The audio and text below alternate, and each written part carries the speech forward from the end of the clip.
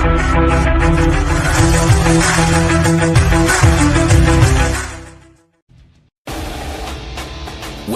to Inside the Game on the National Soccer Network. Now, here are your hosts, Jonathan Turner and Nathan Wangler.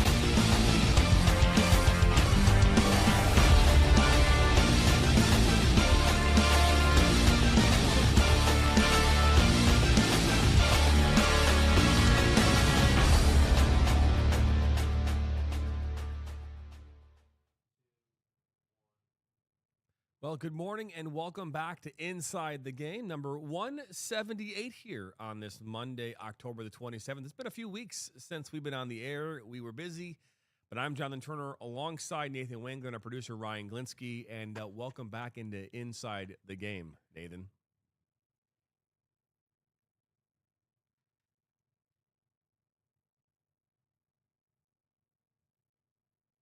I don't know. I don't hear him. Did you unmute him? I unmuted him. Hang on, Nate. You're muted.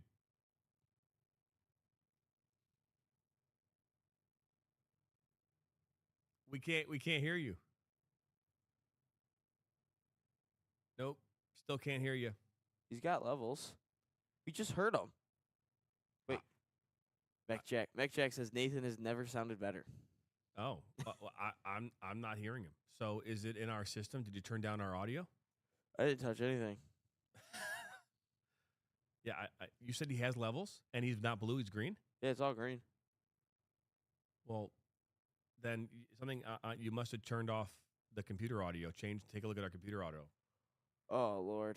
This is a great start. It is a fantastic start. Maybe we should have Nathan just go on his own screen while we figure it out. Well, I don't understand what happened. We were fine.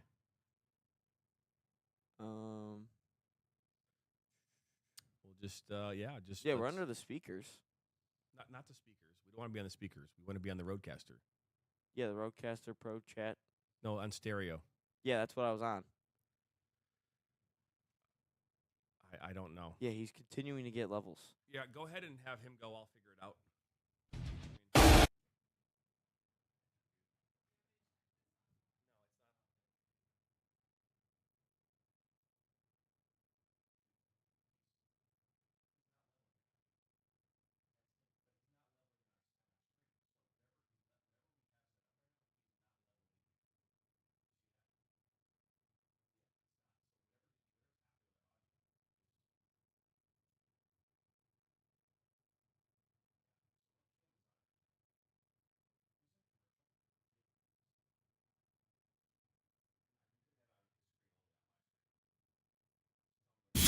Experience the thrill of the game like never before with NSN's Game Rewind.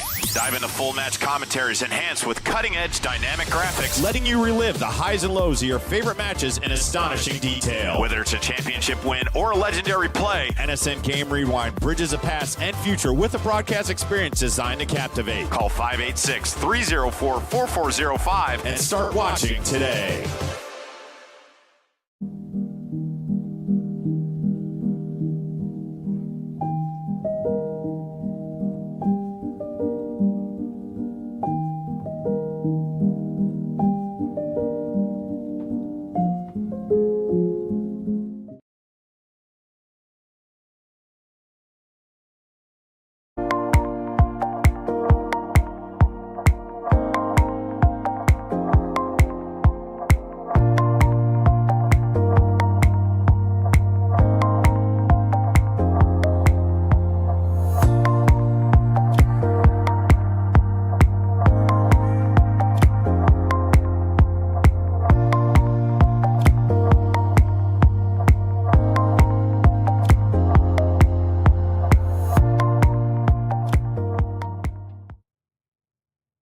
Welcome back. Nathan, are you there? I still can't hear him. I didn't touch anything. I don't. This is so weird because we normally can hear. It's like we can see levels, but he's not. It's not leveling in our master. But yet people are saying they can hear him, right? No. Mech Jack said he was making a joke. He cannot hear him. Yeah, I was gonna say. So this is okay. So it's definitely not on our end.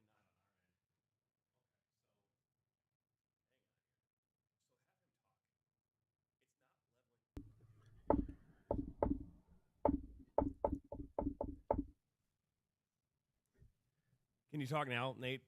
Test 1, 2, and 3. Did it not? 1, 2, 3. Yeah. Test 1 and 2. No? Still nothing coming through. Craziest thing. Still nothing coming through. Welcome back to Amateur Hour here on Inside the Game. All right. I'm gonna I feel like I should just dip out of the equation for the meantime.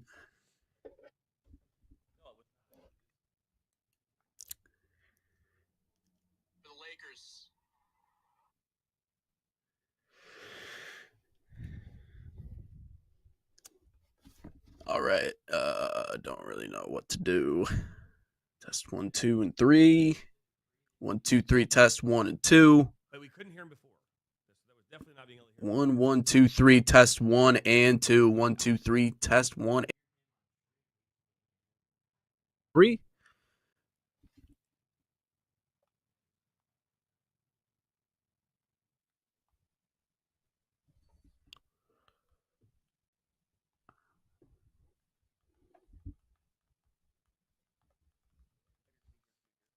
I can't hear anything. Nate, just continue to talk. Talk about what's been going on recently. What's been going on recently? Well, the NISA Pro Cup was in Detroit. We did have full coverage of that. 8 days, 8 teams that ended up competing in now. the Wait, we tournament. can hear him. Los Angeles Force ended up going on to win it. Ironic that two California teams would play each other in the finals. I found that very ironic, but the LA Force did win it after winning the league in 2024. So LA has set a standard, and we saw that play out in real time in the NISA Pro Cup. Can you hear me, JT? No, I can't hear him. Can you hear me now? Yes. Okay. Yes. There we go. Woo! All right, look at that. Well, do me a we- favor It's and 8 just days 'cause away, it's, and go ahead and it took turn us it 8 down. minutes to get the audio up and going. I know. Well, again, we were fine. I don't know. Oh, I don't know man. what happened between the time that we went. That's hit going on the live, but blooper we were all reel. just chatting. Fine, everything's fine. It's going on the blooper reel. Well, either way, welcome into 178, and we're excited to have you. It is amateur hour here on Inside the Game. Yeah, we'll we're bring it to you terrible. every Monday moving forward. We We'll throw suck. an audio issue at you, just to say, hey, how Just you mix doing? it up. Yeah, know, yeah, exactly. We haven't You done know, you never know. 77 of these previously, but either way, hey, what does it matter? But what I was saying, as I was saying, hey, how are you doing? Nathan is we were away for a bit. We were covering obviously the NISA Pro Cup here the last 2 weeks. If you hadn't seen any of that, we did 15 games over 8 days, along with a whole bunch of other broadcasts that we did through hockey and things like that. So we had a lot of fun over the last couple weeks. It was exhausting though. I know that we were like kind of come back on like Wednesday, the 22nd, at least the thought process, and I just didn't have any energy left in me.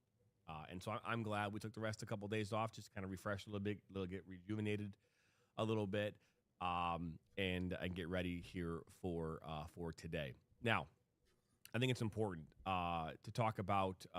It's October, right? We're 4 days from Halloween, Yes. and so do any of you like partake in the Halloween festivities, whether that be getting dressed up, whether that be maybe going to a haunted house or a haunted hayride, any of those things. Do any of us do that? Just did the haunted house for the first time. Like ever in your Yeah. lifetime? Yeah. Oh, Yeah. Yeah. I've lived in Grand Rapids for my entire life now. I've never once been to the haunt before. So went there for the first time. It is pretty scary. They got me twice really good. The rest of it, I think it was fine. It probably would have been much better to go at a younger age, like not as aware of what's around me. Probably would have been a little bit scarier. Now that I'm on the doorstep at 30, it really doesn't jump out at me much the same way. Like I go in with the understanding that, like it'll be all good when I get to the end, but for the most part, it was really good. They only got me, there was a portion of it, they call it 3D scaring. Oh. So they have all these like sensory things, all these lights that like kind of makes the place come to life. It feels like you're walking through like the Matrix, and they put these 3D glasses on you. That portion got me a little bit because there was this part where you had to like walk across this bridge and there's like colors spinning all around it. And so when I feel like I'm walking sideways, that's when I'm probably most susceptible to scaring. And yeah, they got me good on that one. So that was good. In terms of the dressing up part, I mean, I used to like it, I guess. It's probably not my favorite anymore because even as adults, we still have to dress up, right? Because there's going to be like one social gathering. So that never goes away. But I feel like I've run out of like unique ideas now. So I'm just going to go to like Halloween City and just see whatever strikes my fancy and just be like, yeah, this is what I am. Because typically after the first 2 drinks, no one really cares what they're wearing anymore. So that's typically how that goes. It's the first 10, 15 minutes of you walking in going, hey, look, this is what I am. Okay, great. No one cares anymore. So when I was younger, though, it was great. I went as Joey Harrington for like 5 straight years. Wow. So, wow. Yeah, how about that for a throwback? Talk about an That's a signature. It's my favorite jersey, man. Yeah, but Joey Harrington was the only terrible. Monday Night Football game that man ever Terrible. played in was when he was playing the piano in Chicago. Isn't that right? That's the only one. Anyway, What?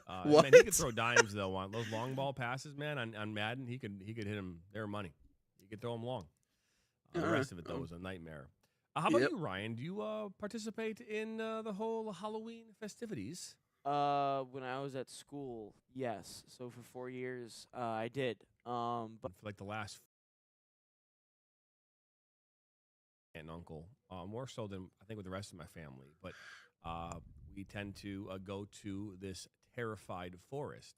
It's you walk about a mile in the woods, and you pay to get scared. That's what it's funny, right? You think about what you're paying for, right? You're paying to get scared. So price of admission to walk into the haunted forest, non-VIP, by the way. First year we didn't do VIP, by the way. I'm a firm believer not waiting. VIP for a haunted not wanting to wait. It's the fast pass. Fast pass. Okay. I don't saying VIP for a hayride is. Well, whoa. Again, it's no hayride. It's you walk in the woods, but it's a fast pass because that line sucks. Anyways, it does suck. Yeah. So we it's $32 a person to go into the terrified forest, right? And so all in like $160 for us to take our entire family. And we get there and my daughter Zoe, 12, Nate is 14, going to be 15 here this week on Wednesday. Our 17-year-old Brianna, and then of course my wife Bianca. We're all there with my aunt and uncle, and we're about to walk into this thing.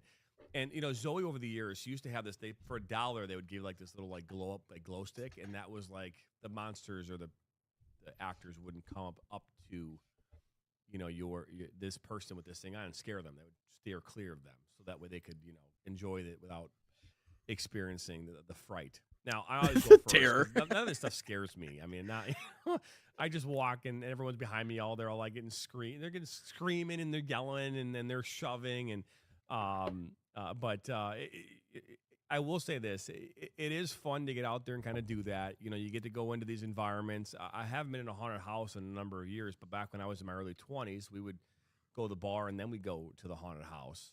Here locally, there's haunted house after drinking. That sounds fun. Erebus here locally was always been like that, like the world's largest indoor like haunted house, whatever you want to call it. They give you money too. You get your money back if you actually made it through and found the secret exit or something like that. It was like a money back. That would be cool. Right. That would be really cool. Yeah, give me a challenge. Yeah. I will say, like, for darn near $40 to go into a haunted house, like, somebody better drag me into a room, throw me in a dungeon, like, something better happen for $40. I'm just saying, y'all better make it worth my money. Walk it in there. Like, I don't want to just yell once or twice. Like, I want to be like physically reprimanded and like chased down by ghouls and goblins. So. No, that's cool. Secret door. No, it was. I think we got out of there and on the road last night about 9:30, and so we got back to my house around 10:45 and in bed by 11 to get up here at 4:30 this morning. But it's fun. I mean, all the great things about the fall can now kind of start to happen here in Michigan because again, if you remember here for the last couple of weeks leading up to about a week and a half ago, it was like 90 degrees. That's fun. And no, I mean, I understand Ryan saying it's fine. He's like, it's fine. It doesn't matter. I like it being warm. But we don't have our transitional seasons anymore. Huh? We don't have our transitional seasons anymore. We're losing those. Yeah, That sucks. I don't like that. Back a month now.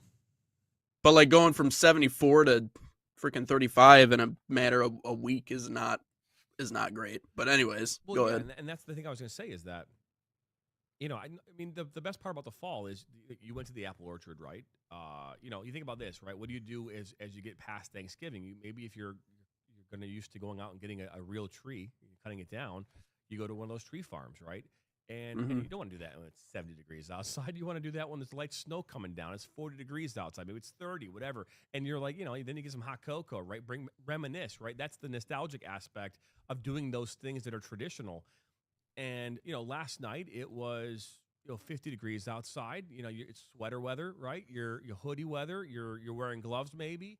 And you're going out there and maybe drinking some coffee and you're walking the trail. Like that to me is what quintessential fall is all about. That's it right there. Now, that's Michigan. Maybe you live in Florida and you're going down to the beach and taking off your sandals and kick it back a little bit. But here in Michigan, in the Midwest, you want it to be 50 degrees right now, and you want to be walking outside with your gloves on. But maybe no gloves, but hot cocoa or hot chocolate to the woods while you're getting scared for $40. It adds to that aesthetic. It all adds to the aesthetic. Yeah, you gotta have the cool, crisp fall wind to do a lot of these things. It just adds to the entire experience. And then you throw in like the fact like what weekend was this weekend? It was homecoming weekend for Central Michigan, right? It was Michigan State up in East Lansing. It was we've seen that game with snow. We've seen that game with rain. We've seen that game in the 70s. It was mid-50s this weekend. It was a good night for football. And the better team did win, right? And who here thinks that Jonathan Smith's number is up at MSU? I mean, there is such a thing to be said about like people, the entire community just wanting him out. I mean, I remember the first positive play from Michigan in that game, right? You got it wasn't a sack, but you get the strip fumble. They're able to recover it. The first camera angle shows 3 or 4 Michigan State fans celebrating the fact that Michigan State lost that fumble and Michigan recovered. That is the mentality. That's the attitude around this fan base right now. And I don't listen. Mike Valenti is such an up and down radio personality to me, but I love listening to him because I do think he's polarizing and I think he's great at what he does. And I think despite the fact that I might disagree with him on some things, I think he was spot on in what his assessment of what this game was for Michigan State, which is like this. They wanted to get embarrassed to prove a point that Jonathan Smith really never wanted to be at Michigan State in the first place. He took the money because he had to take the money. Why wouldn't you take the money? He realized where Oregon State was going. He didn't want to leave his alma mater, but he realized that they were going to fall apart because they're not a part of a conference anymore. And they're just kind of floating out there in Neverland in the college football landscape. He took the money, and now he's getting his teeth kicked in arguably the best conference in America. So Michigan State fans are looking in the rearview mirror and going, we had a chance to call Urban Meyer, and we didn't take our opportunity. So it's a complete state of disarray over there. It's a massive buyout, but yeah, I think he's done. Yeah, and you even go back to how he got hired. Alan Haller, the old AD, did it secretly with no group of people with him interviewing. He literally just interviewed him by himself and was like, yeah, you can get the job and we can spend $1 million on a quarterback and Nate Childs to come over here. No. Jonathan Smith, also to your point by Valenti, he does this thing where he's like, well, we actually need Michigan State to lose this game. But if Michigan State were to win, he would have been on the airwaves, pompous, and doing all this. So Valenti set himself up to be like, well, it's a win-win. It's a win-win for him. Yeah, there's no way of losing out there for himself. But then today he'll probably be like, well, we needed to lose, so Jonathan Smith. So it was a lose-lose if you're a Michigan fan in terms of Mike Valenti, but for himself, he created a win-win. But no, I think Jonathan Smith is in over his head at this point, and he was promising out of Oregon State, what he did over there. But no, he's gone. He's gone. But that's 4 straight, by the way, Sparty. That's 4 straight. Yeah. It is 4 straight. While we were on hiatus for 2 weeks, a lot happened in the soccer world. We saw U.S. men's national team. They played 2 friendlies, one against Ecuador, the second against Australia. Now, we had our picks, and I do believe I don't even remember. I did pick the United States to beat Ecuador by a score of 2-1, and so I actually remember writing it down on this thing here, right? So 2-1. They did not. They tied 1-1 in that game, and then against Australia, I picked the United States to win 3-1, and they obviously won 2-1. So I did pick them to. I was 1-1. I guess is the way to look at it. I don't know if anyone had it. Ryan, did you ever win losing, or did you have them winning both games? I had them winning both games. Okay. How about you, Nate? I think I was. I think I had them. If I'm not mistaken, drawing against Ecuador and beating Australia. I think that's the way I called it. Well, that's pretty the case, sure. then you obviously would have been correct and spot on for that. Thank you. Yeah, thank you. Dang, I should have said No. I predicted 1-1 tie against Ecuador and 2-1 win against Australia. Yeah, we'll have to go back and look at the tape. The tape doesn't lie. I know. I know. The that tape doesn't lie. It exists out there somewhere. I'm saying. The tape doesn't lie. No, it does not. It doesn't. No. We also U.S. Youth National Team, the under 20s. They actually ended up falling short in that matchup. They had obviously beaten Italy in the round of 16. Yes. All right, and then they fell short. To Morocco, who ultimately won the whole thing. Yeah, and so which is I guess that's a good thing. You lose to the eventual World Cup champion. Which is great. Again, that was the furthest they had gone since I believe 1994, 1998. Something like that. Yeah. So. And by the way, that's they didn't even have some of their best players with them too. Yeah, they were missing 6 or 7 players. I mean. we keep doing. It's getting out of hand. We're so infatuated with 6-7. It's unbelievable. And every chance I can do that to Ryan. Because he's always sitting right back. I'm going to do that. 6-7. Absolutely. We also had a chance to cover the Michigan State Youth Soccer Association State Cup here last weekend. It was 10 games over 2 days. We saw 50,000 views that weekend for youth soccer on our platform. Over 150,000 views over 2 days. And over the last 2 weeks, almost 220,000 views of all things. I'm trying to find the porn. It's Which one? Woo! Wow, that's loud. Yeah, you can turn it down a little bit, my guy. There you go. Yeah, bring that down. There we go. There we go. Wow, that was really loud. It was. Everything's messed up over here. We haven't used this station since in 2 weeks. Well, no, the station's been used, just not for this. For sure. For the Inside the Game hasn't been used. For sure. So we had that going on for us. A lot of ESPN broadcasts as well. We'll dive into a lot of that here coming over the next couple of days. So it's been a blast. We've had some coaches reach out about some more interviews. Western Michigan's women's side yesterday won the regular season MAC tournament, MAC regular season championship. Sorry. Sorry. This just in: Central Michigan still sucks Sorry. at soccer. No, that's what they actually beat yesterday. They actually beat Central yesterday. There you go. Oh, there you go. See, it's perfect, right? They did it. At Hey, home. it's the battle. Hey, it's the battle for the what do they Victory call it? Cannon? Victory Cannon. Let's go. Yeah, it's actually back on a Saturday. Is this This Victory week. Cannon, can it pass through TSA or no? I mean, I don't see why it couldn't. Can't bring a cannon into the airport, guys. But it's a Sorry, Victory it's Cannon, not. though. I don't Well, the It's a cannon's only, statue. Like, big, so. It's a statue. It's still a cannon. I don't know what you want. It's fair. Hey, we come back. We're going to dive into a soccer referee here in Michigan getting into a shoving match on the sidelines. Let's talk about that here on the other side of the break. It's number 178 here on the National Soccer Network. Are you ready to create unforgettable moments for your audience? NSN offers professional live streaming and full broadcast services tailored to your needs. From high-quality production to exceptional coverage, We ensure your game or event becomes a spectacle to remember. Book your next game with us today call 586-304-4405 to schedule your broadcast. and let NSN bring the action to life like never before.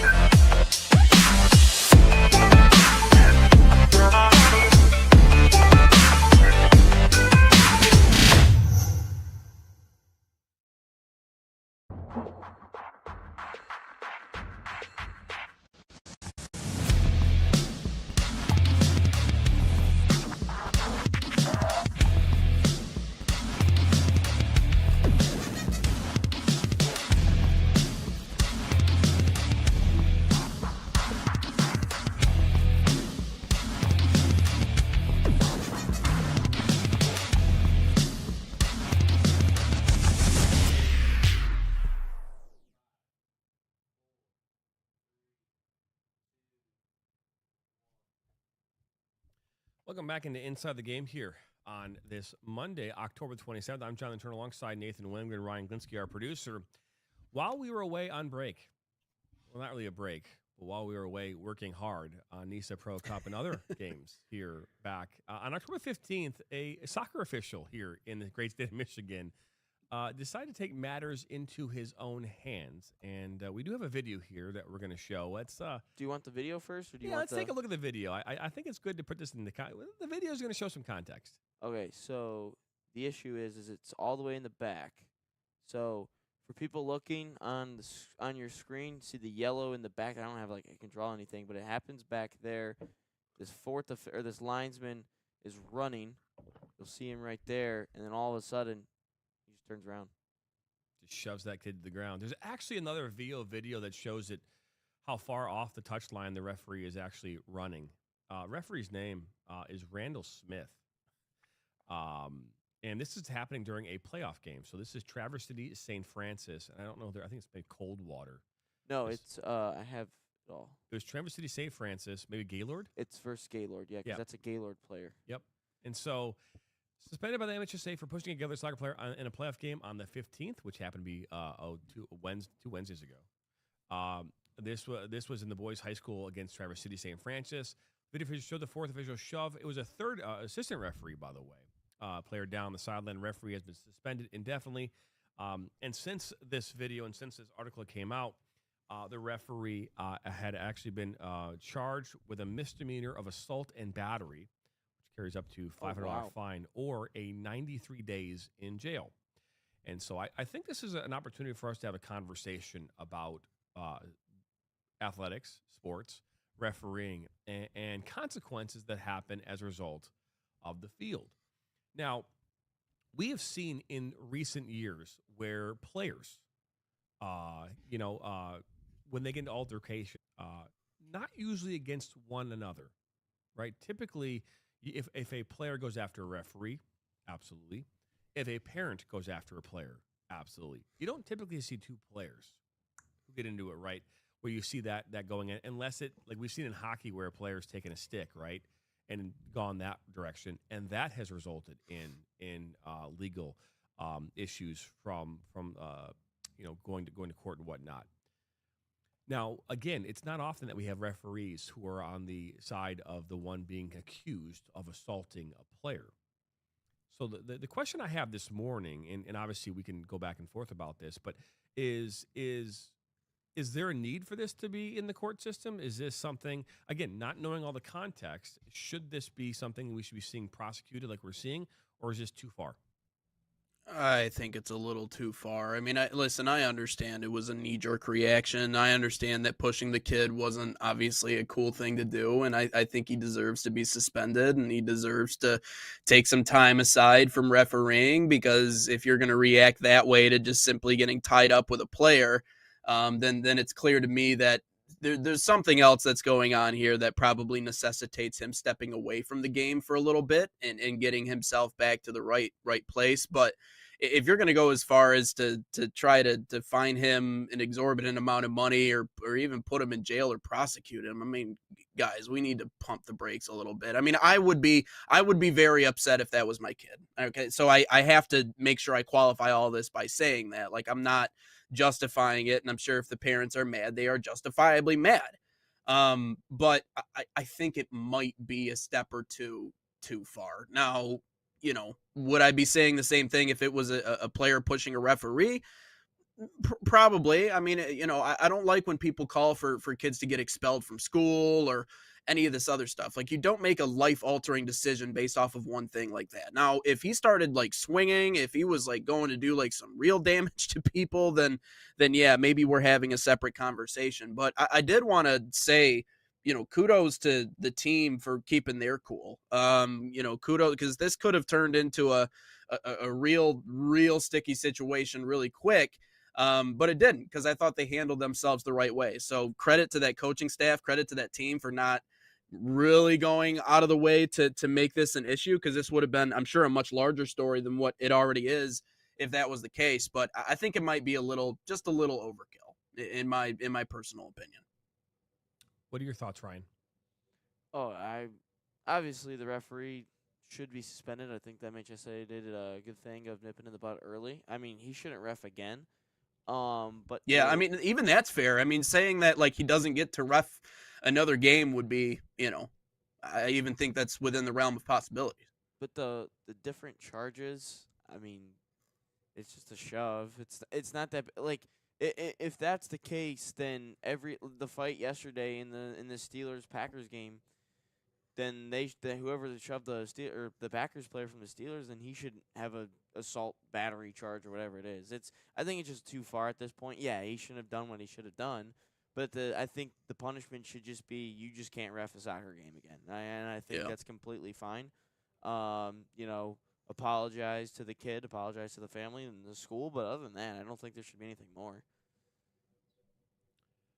I think here's the biggest thing, right? And obviously we don't know what we don't know. I don't know the history of this team with this referee, right? Again, I don't know what was being said on the sideline. You don't know, and so I think that ultimately might be where some of the underlying maybe foundation to why this even happened in the first place would be there. But as a former official, I can tell you this. All eyes are already on you, right? The second you walk up to the field, how you're dressed, how you hold yourself, the things that you say, and how you communicate to teams, all those things are under a microscope. And so you are the one charged. The three referees are the ones charged with managing the chaos and keeping the game in a place in which it's safe. And so just like we hold our police officers and our first responders to a standard, right? The same thing is true when it comes to officials. And I'm not putting them in the same ballpark because they're obviously very different. But again, we're talking about managing a lot of different things. And referees, just even though they're human, are supposed to be able to maintain their composure, their discipline, and handle the emotions of the moment, good, bad, or indifferent. And so for me, my perspective on this is that the second an adult puts their hands on a minor, all bets are off. Now, if you're protecting yourself, it's another thing.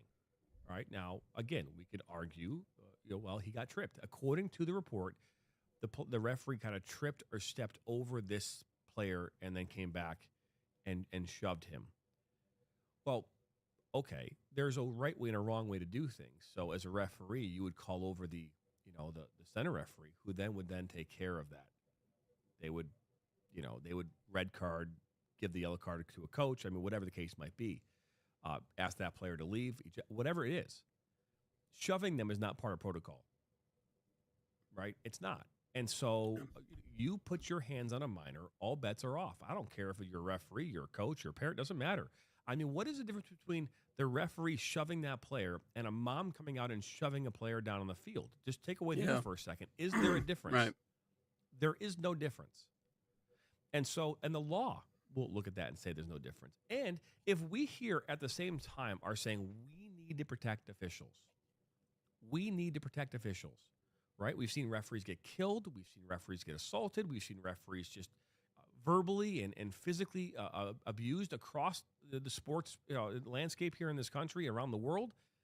And here we have a referee who's taking it into his own hands when we could argue that it wasn't really that big of a deal. Again, taking out any context or what happened in the past, not knowing, it could have been a blow-up thing but then again, the assigner who is assigning those games would be like, you're not going there, Mr. Smith. You've had problems there, so we're not going to send you to that school. Right? So, you put your hands on a minor, all bets are off. And yeah, he has lost the right to referee high school soccer ever again. Because if it was flipped, if this young player took a two-handed shove to the referee and sent him to the ground, what would happen to that player? Yeah.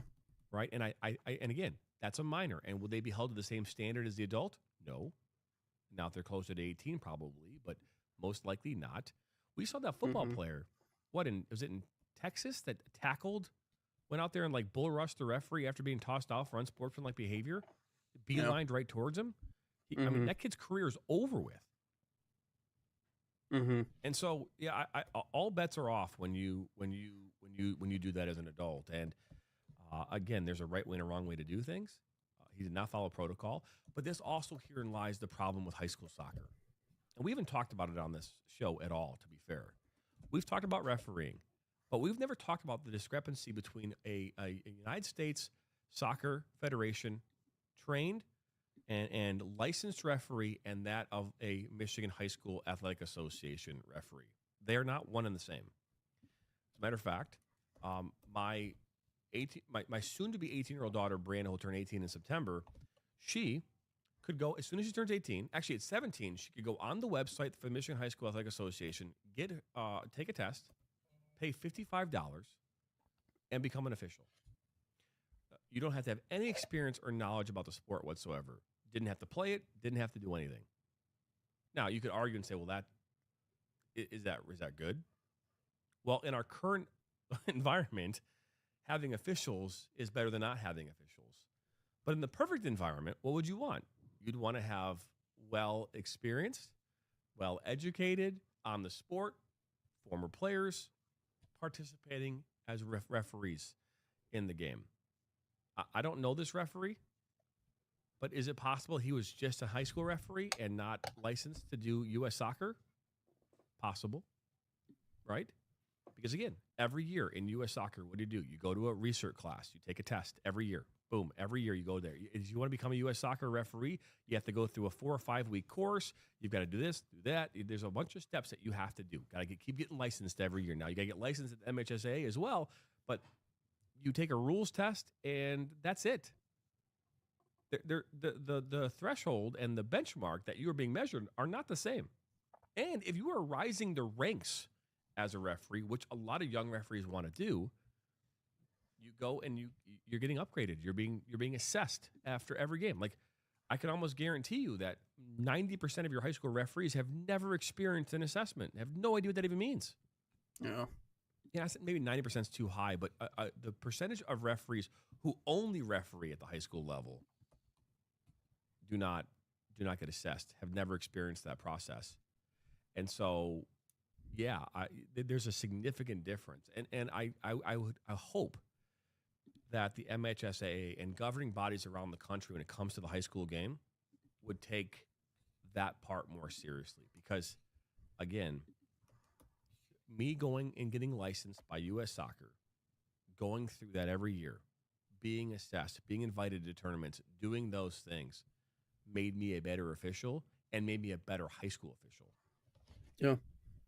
And without those things, you fall to the wayside and things like this can happen.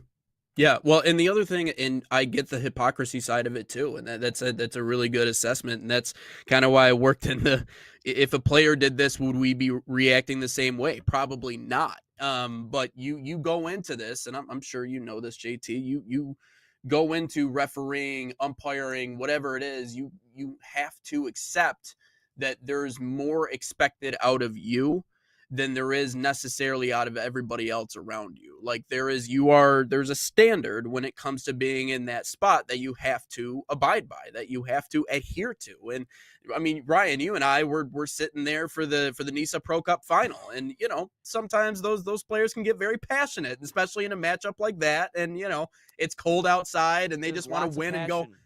Lots of passion. They just want to win and go home. But obviously that's a referee that has done professional matches. Like he's up there in terms of the pecking order, but they weren't very nice to him. And I can only imagine that probably adds up over the course of 90 plus minutes. But there's an expectation. You have to keep your cool, right? You have to have a longer fuse if you're in that position. So there's no real excuse for it. And so to say that he shouldn't be reffing any more matches is fair. I always stop shy of saying, bring down the hammer, charge him. But again, it is a minor. And you were spot on with that too, JT, because, you're right. And like I said, if I was the parents, this would be a different story. It would be completely different the way I'm looking at it, but you're right. And again, we can talk again. I don't know the context. I think context is always important because at least it allows you to understand the mindset of what's going on. Like, I mean, there's a reason why we have laws that we do. There's a reason why there's things like involuntary, involuntary. There's a reason why there's second and first degree thing, because there's things that you have malice, or you lost your moment. There are things that come up, and I'm not going to sit here and say that we're all human beings. And if everyone doesn't know what it's like to be in chaos, just go down any road at any point in time during your day driving a car, and you'll see the emotional responses of human beings today is vastly that different of what it was 20 years ago. Our fuses are so much shorter than they've ever been. And so I don't, for 1 second, I don't believe, but just for 1 second, this is just some isolated moment between this and that player or that team. This looks to me like this is something that was just building up and building up and building up. And ultimately, it exploded in this shove. Doesn't make it right. Doesn't make it justified. And this referee has lost the right to put on a referee uniform ever again. And I don't want to be the one to say that you should cancel something like this, but that unfortunately you can't put your hands on somebody, because again, if this was flipped, this player would never be allowed to play high school sports ever again. As they shouldn't, because if it was flipped, that's what we'd expect. And so I think that's an important thing to acknowledge. But I also think it's important to understand how this happened, what went wrong, and how you fix it. Right? How do you fix it? One is if you're the assigner of this referee, and and we've all, me included, I know that there were games I was walking into that I shouldn't be there. Like there was earlier in the season, there was an issue we had with this team, and they thought I was the worst referee in the history of the planet. And when they see me walking up, what's the first thing they think of? Oh, God, here comes that ref. Here he comes. Here. Oh my gosh, not again. To be fair, that's what I think when I see you. That's what I think too. A clown. This referee's that. So you're immediately and if the assigner's job is to understand that, and also to be in the ear of coaches and administrators to understand where things are at. And if a coach is like, I can tell you again, coaches they should not have a ton of power when it comes to assigning. But if you're hearing from the same coach all the time a problem with, Joe Smith or whoever is the referee, just send that referee someplace else. Just swap them. Swap them. And then guess what? That problem solved.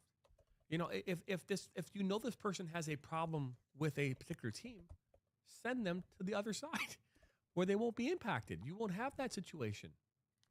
So there are things that can be done to solve this, so that something like, because again, it just seems odd that out of nowhere, a referee is just going to go shove a kid down, right?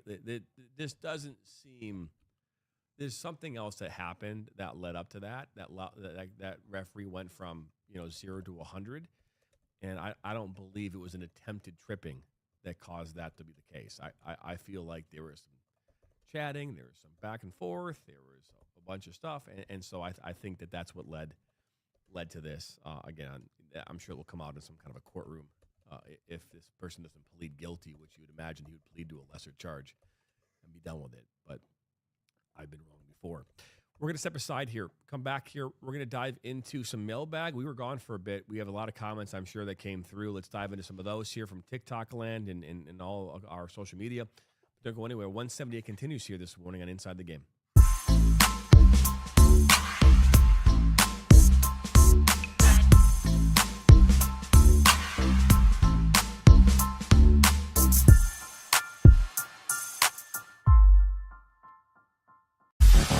The Flint City Bucks are Michigan's top soccer franchise with 4 national championships, 9 conference titles, and 15 Great Lakes Division titles. They have produced 107 players for Major League Soccer, and they focus on attracting top talent and shaping soccer's future. Michigan Bucks Academy joins NLS Next new competition tier starting in September of 2025. This offers elevated levels of play and flexibility for high school participation. The Academy will provide premier development, high-performance training, and exposure to scouts through regional tournaments and MLS Next events. For more information on tryouts, training programs, and key updates as we prepare for our first season in MLS Next new tier, visit MichiganBucksAcademy.com.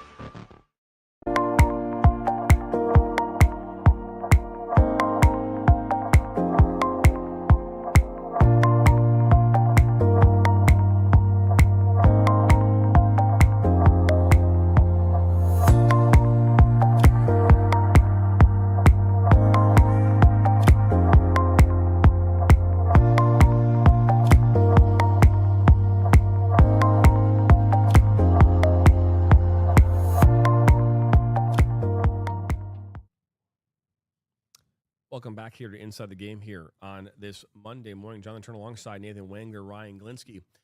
And we were gone for a bit, and I know that we continued on our social media path on TikTok and continuing to push out our shorts. And I know that we had a ton of comments coming in here over the last couple of weeks.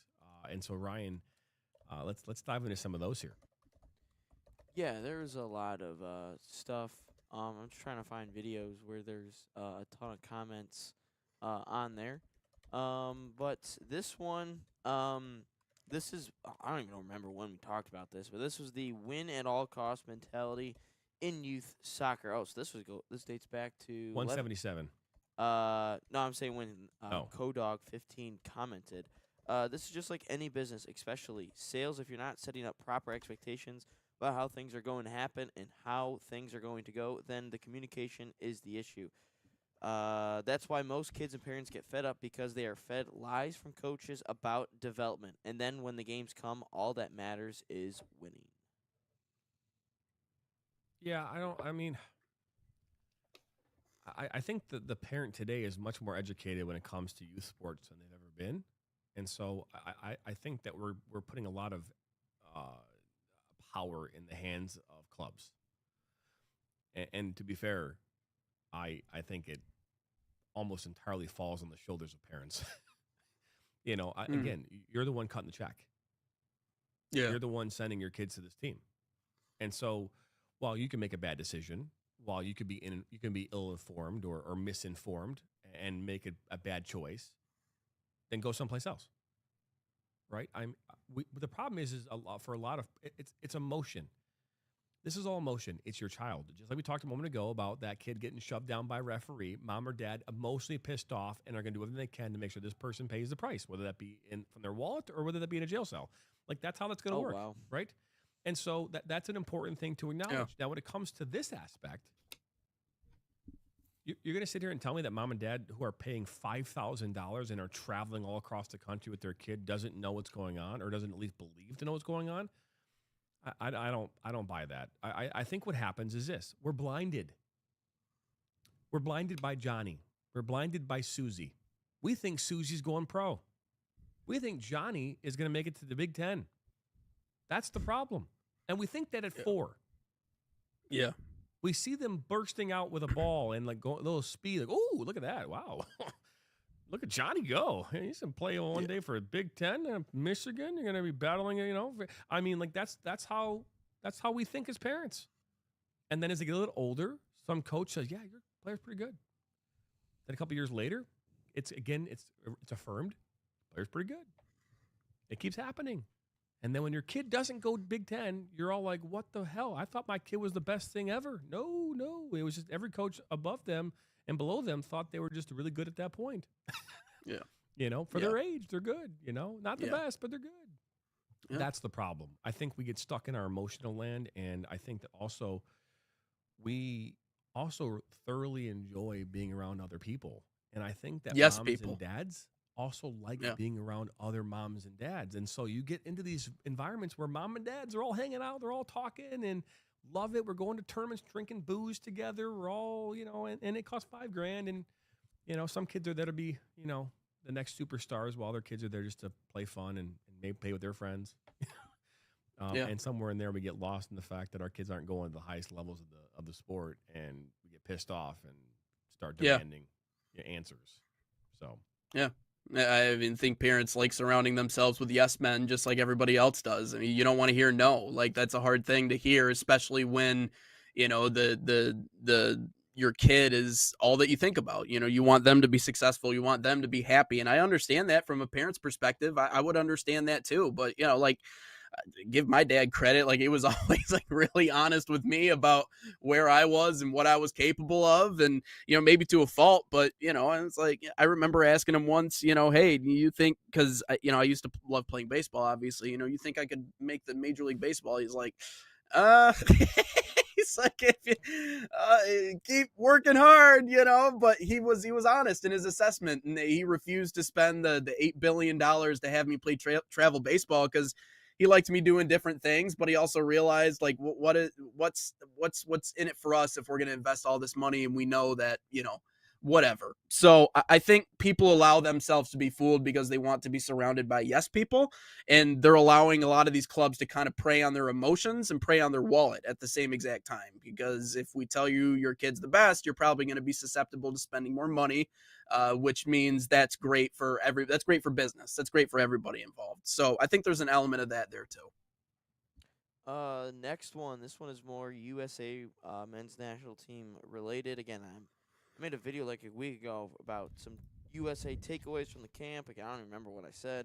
But Leonardo says Haji Wright would be a great super sub if he can only get one or two chances a game. I bet you he turns one or puts one in the back of the net. And then he also says thoughts on other backups like Diego Luna and Christian Roldan. He says I'm not convinced Luna can hang with the first team. And I 100% agree with that statement. Yeah, I would back that up too. I mean, at least in the international windows, the two last ones that we've seen, he's he almost put an assist on a silver platter against Japan. But outside of that, I don't necessarily think he's proven that he can hang with the first team. I think he should still be on the roster. But with Haji Wright, and I know that you had mentioned, Ryan, that you thought that maybe I jumped the gun saying that like he's our guy just through that one match, which I probably did. But it's nice to be an alarmist because you get social media content creation, you get people engaged when you drop hot takes. So I'm okay with it. But I still think he proved something in that match, and I still think he would be a solid super sub or a late substitution. If we need a late spark, I don't know. I think he's shown that he could be exactly that in just the form that he's been in 2025. And I think that match was very telling on what he could do. Now, he's not the striker, but I don't know. I don't think it's crazy to think he would be the second best option off the bench in terms of replacing Flo Balogun. So it's just my assessment. I think first and foremost, whatever we do or whatever we talk about as it relates to this sun, by the way, is just coming. I noticed that you were like talking away from the mic. Now you're leaning right. Trying to get the sun on my face. So I think it's important to acknowledge the fact that there's still a ton of time left, and a lot of things are going to happen between now and June. And injuries. Pulisic is hurt right now, and he's out for a few more weeks, right? And hamstrings are one of those injuries too that are like they can hamper you up for a long time. They can be a bother. And even if you're recovered, you're still being hindered by them. So, again, knowing that and knowing the fact that anything can happen, I think that what we're seeing from these players is that there are players who could fit into those moments, who maybe otherwise wouldn't be your regular starters, wouldn't maybe backups, but could do some really good things. I saw some really great stuff out of Luna in both of those games. In Ecuador and in Australia. And things that I don't know if I saw them before because I was intentionally looking at him. And I do have some more, I'm more comfortable with him in the middle of the park. I'm more comfortable with him on the ball than I was in previous conversations. So I think both those players have an opportunity to possibly make this roster and more importantly have an impact. And so regardless, I wanted to, I think it's important. But let's get into the question of the day here as we wrap up here this first episode back. Yeah, real quick, if Diego Luna is playing meaningful minutes for us, we're cooked. Just saying that right now. But the official sponsor of Question of the Day is Salt Athletic. None other than them. Use promo code Ennison15 to save 15% off. Visit saltathletic.com today or scan that QR code. TikTok 2 for 1 today, just with the noises. But question of the day, if I can hit it right this time. Pause. Question of the day: does Christian Pulisic injury concern you? I think because of the type of injury it is, I'm concerned. And to your point, JT, I mean, hamstrings are like that's one of those, like, hamstrings, knees, backs, like they're going to stick with you. And they're going to hinder you, not only obviously in the meantime, he's going to be out for a prolonged period of time, but even when he comes back, there might be a mental effect there. maybe he's not completely back. What if he re-injures it? Because hamstrings you're very susceptible to re-injuring hamstrings. We've seen that so many different times. And I even know a couple of players personally that, growing up, that just for whatever reason, the hamstring issue would never go away. I think the fact that it's happening now is good. We're not really close enough to the World Cup for it to be a glaring concern. And it also, again, gives more opportunities to Mauricio Pochettino to try out new stuff because you don't feel like you have to play Christian Pulisic. But the type of injury it is a little concerning to me, because this could really, this could be an ailment that kind of sustains itself on down the line. And we need him to be at top form going into the World Cup. So it's not a red flag yet. I'd say it's probably a yellow flag in terms of my level of concern. But again, the type of injury is the most concerning piece about it. Yeah, I'd also say it's definitely a little bit of concern, but mine mainly comes from, how well he's been playing as of recently in terms of AC Milan, and he's played a little bit better with the USA. And I just think that's what I would say concerns me the most is, he had a great run of form, and now he has this little setback of a month injury, and a hamstring injury, as you mentioned, could be a little bit tough to come back from, but it's just the timing, I think. But if you're going to have an injury with a key player like that in middle to early October, and when we have coming up next summer, I guess it's fine, but I think just in terms of the form, that's what concerns me the most. Yeah, I don't know if I have any concerns. I keep saying this. I think that we're relying too heavily on Christian, and I think that's ultimately, I think where we are as a country, kind of like we're being hindered by it. I actually think we play better without him right now, and so there are moments where I think Christian fits into the whole scheme, and he does a really good job for us. But if I watched that game against Ecuador, we scored our goal without him. Right, and again in that game against Australia, we scored both our goals without Pulisic. So I think that I think we're playing better without him. And so you want him to get better. I think we're a better country with Pulisic when he's at 100%. I also think we're better when he fits into the mold the way he's supposed to. But I'm not concerned. I think it gives a chance for players to step up who maybe otherwise wouldn't, and give them a chance to maybe have a fighting chance to make this roster. Yeah. That'll wrap up this morning's first episode back here of number 178. We'll be back at it again here tomorrow. Same time, same place. But that is Nate Wangler. I'm Jonathan Turner alongside Ryan Glinsky. Again, don't forget to subscribe, like us, share with your friends and family. We'll be back here tomorrow for number 179 here of Inside the Game.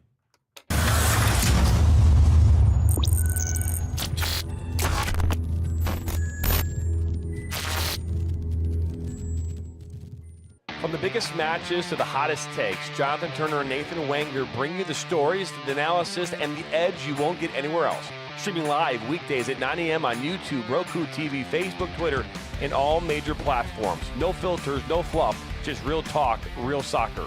This is Inside the Game.